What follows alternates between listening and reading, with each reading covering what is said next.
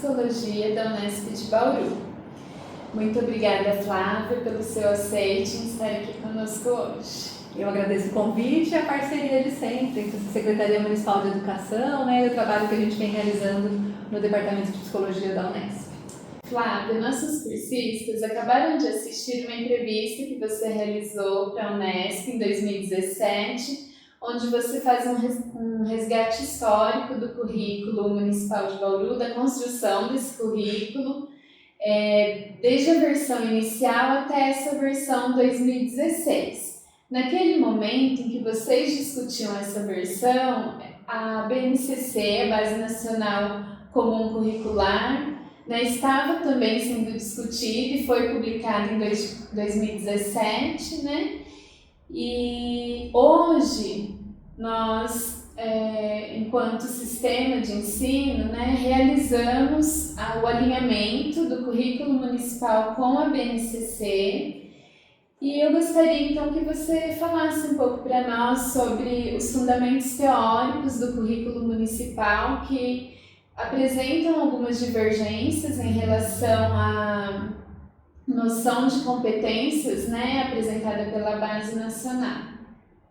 Legal, Sandra. Quando a gente estava no processo de finalização do currículo em 2016, realmente a base estava em intenso processo de discussão. Então a gente teve acesso a versões ainda não completamente prontas da base e essa questão surgiu, Será que a gente esperava a base sair para já fazer as adequações, as reformulações do currículo ou não? Mas olhando o que a gente tinha pronto até aquele momento, embora tenham concepções teóricas diferentes, a Base Nacional Curricular Comum está pautada na ideia das competências, habilidades, e o currículo de Bauru está baseado na relação entre a pedagogia histórico-crítica e a psicologia histórico-cultural, a gente avaliou que não seria um problema produzir o currículo e depois a base ser promulgada, porque facilmente a gente conseguiria fazer as adequações.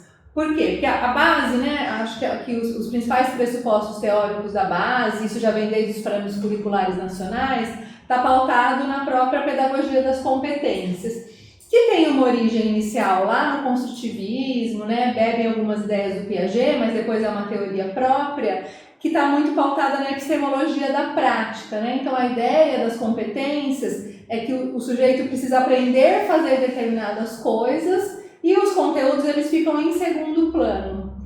Para nós, que trabalhamos com uma concepção histórico-cultural, de conhecimento escolar, de sujeito humano, os conhecimentos são fundamentais. Então, a gente entende como um documento que é organizador de uma educação nacional, as diretrizes elas estão muito pautadas na ideia de direito de aprendizagem, competências, habilidades, a Base Nacional ela precisa orientar a produção de currículos, mas ela em si mesma não é um currículo. E pensando na própria concepção curricular que está por trás da base, a principal diferença é em termos a própria concepção de conhecimento. Para nós, não dá para fazer uma divisão conhecimento, teoria e prática. Teoria e prática precisam estar unidos. E a base propõe muito fortemente, a partir da ideia das competências, que o mais importante é saber fazer, aplicar os conhecimentos, muito no bojo de outras concepções pedagógicas que estão pautadas na epistemologia da prática. Então, por isso a gente tem divergências, mas avaliamos naquele momento que era possível pensar quais eram as competências, quais eram as habilidades, porque a gente precisa seguir esse documento nacional, que tem caráter normativo, e articular com os conhecimentos de cada área, quais são os conhecimentos, quais são os objetivos, quais são os conteúdos, e em que medida esses conhecimentos, conteúdos correspondem às competências e habilidades propostas na base. Então, o trabalho que foi feito em Bauru foi no sentido, olha, aqui está a base, precisamos segui-la, mas há conhecimentos e conteúdos escolares que consideramos essenciais para a formação do pensamento teórico do estudante, que consideramos essenciais para a formação de um sujeito crítico, reflexivo, consciente, sujeito da ação e que não podem ficar em segundo plano, Então, o que a gente foi fazendo, e daí os grupos de trabalho foram atuando nessa perspectiva, foi aqui estão os conteúdos e como a gente articula com as competências e habilidades, pensando que são concepções teóricas diferentes. E aí você falou sobre o desenvolvimento do pensamento teórico, né? Então o currículo municipal ele tem um texto de sua autoria, né? Que é o Princípios Teóricos e Metodológicos do Currículo Municipal de Bauru, BNCC como referência normativa e teoria histórico-cultural como fundamento, onde você apresenta o conhecimento teórico como pilar, né, de um currículo histórico-crítico. Então, o que você considera necessário para um currículo promotor de desenvolvimento humano em suas máximas possibilidades que reverbere no ensino, que também promova essas mudanças qualitativas no desenvolvimento do pensamento do estudante? O currículo é um documento norteador da atividade pedagógica, ou seja, né, daquilo que acontece na sala de aula. Então, um currículo, um dos elementos para ser promotor do desenvolvimento é que o currículo tem uma concepção teórica de sujeito, de desenvolvimento, de aprendizagem, que entenda que o desenvolvimento humano, entenda o desenvolvimento humano numa perspectiva de projeção, de prospecção. Ou seja, né, toda criança, todo estudante que está ali na escola, ele está em processo de desenvolvimento e o ensino tem um papel fundamental, né? Já diria o clássico autor Vygotsky, né? O bom ensino promove a aprendizagem. Então, uma coisa fundamental, um dos primeiros elementos para a gente pensar um currículo promotor do desenvolvimento é ter uma concepção de desenvolvimento e de aprendizagem que também seja promotora do desenvolvimento. Isso a gente vai encontrar nos autores vigotskianos, nos autores da psicologia histórico-cultural, né? Com essa ideia que toda criança pode aprender, né? Mesmo as crianças que tenham limitações, elas podem aprender, vai depender de como a gente organiza um ensino que promova a aprendizagem e promova o desenvolvimento. Então esse é um dos primeiros elementos. Um segundo elemento que eu acho importante apontar é a própria concepção de conhecimento, né? Acho que a gente sempre fala, né, para pensar a atividade pedagógica a partir da pedagogia histórico-crítica, a gente tem que pensar 3 elementos, né, o sujeito, o conteúdo e a forma, né?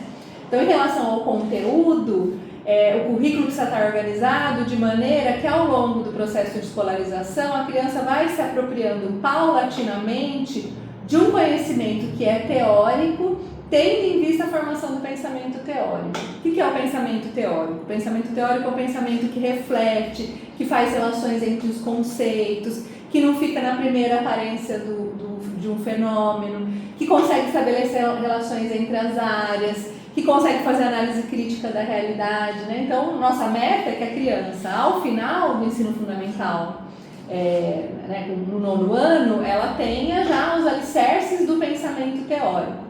Para formar o pensamento teórico, o conteúdo também precisa ser teórico. O que não significa um ensino enciclopédico, eu vou lá e fico só dando aula teórica. Não é isso, né? O pensamento teórico está sempre na relação com a prática. Ele ajuda o sujeito a compreender a realidade como realidade em movimento, que se é realidade em movimento, pode ser transformado pela ação humana, né? Então, quando a gente fala pensamento teórico, é sempre nessa relação da praxis, de que é teoria para mudar a prática, que muda a teoria e assim por diante. Então esse é um outro elemento importante, né? Concepção de sujeito, concepção de conhecimento. E o terceiro elemento, que é fundamental, e eu acho que o currículo ele não dá conta dessa terceira dimensão, mas ela anuncia, é a dimensão da própria prática pedagógica, de como que a gente materializa essa relação entre conteúdo e sujeito. E daí está no campo das metodologias de ensino. Não cabe a um currículo como documento norteador ficar esmiuçando a questão das metodologias. Mas uma coisa que eu gosto muito no currículo de Bauru é que nos fascículos das áreas, né, a gente vai vendo, olha, aqui tem um conteúdo de tal área e tal, e quais são os aspectos que podem orientar a nossa prática de ensino, né? Claro que depois tem um aspecto fundamental que é da criatividade da professora, do professor em sala de aula, da sua relação ativa com os conhecimentos, mas um dos elementos que eu gostaria de destacar do currículo é esse diálogo que é feito com a própria prática pedagógica, com as metodologias e tudo mais, que me parece que é um aspecto que a gente ainda precisa avançar, né? A gente tem muito claro, eu acho muito bonito, o currículo Bauru nesse sentido, a gente tem muito claro quais são os conteúdos que precisam ser ensinados em cada ano, em cada disciplina, né? É um currículo muito rico de conteúdos, riquíssimo, né? A gente olhando aqui na mesa todos os volumes, a gente vê o quanto o conteúdo Bauru é rico de conteúdos, tem sido usado como referência para outros municípios, mas ainda a gente precisa avançar. Como é que a gente faz esse conhecimento que está no currículo ser um conhecimento do aluno? E isso acontece por meio da atividade pedagógica, da atividade prática, que não pode ser só uma atividade prática tradicional, né? Uma aula expositiva que você transmite. A gente precisa também, para que o aluno desenvolva o pensamento teórico, ele precisa ser um aluno que está em pleno desenvolvimento da atividade de estudo, atividade, né? E por isso ele precisa estar ativo na relação com a produção do conhecimento. Então eu penso que essa é uma das áreas, né? Não só em Bauru, mas em outros lugares, que a gente precisa ainda avançar. A discussão das próprias metodologias de ensino, como que a gente transmite o conhecimento teórico de maneira que seja ativa, de que o aluno esteja na atividade, esteja ativo no processo, né? Então, acho que é importante destacar esses 3 elementos, né? Concepção de desenvolvimento e aprendizagem, a questão do sujeito, o conteúdo e as próprias práticas de ensino, as metodologias de ensino. Didática, né? Isso, o campo da didática, exatamente. Campo de pesquisa aí. Exatamente, um campo de pesquisa muito rico, inclusive, né? E que, inclusive, acho que é importante destacar, né? Quando a gente vai para as escolas, né? E eu vou em muitas escolas aqui de Bauru, a gente tem riquezas impressionantes quando a gente vai para a sala de aula. Então, a gente tem muitos professores bons, muitos professores fazendo práticas pedagógicas diferenciadas, envolvendo os estudantes, mas muitas vezes a gente não sistematiza o que a gente já faz de bom. Então, acho que um movimento importante é a gente também sistematizar aquilo que já é feito, aquilo que já é produzido, aquilo que nós já alcançamos, né? Então, acho que Bauru tem essa vantagem. Tá ótimo, então, Flávia, nós agradecemos em nome da Secretaria Municipal de Educação, do Departamento Pedagógico, a sua participação aqui conosco.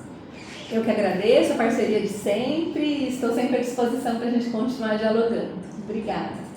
Ficamos por aqui, então. Boa formação a todos e até a próxima.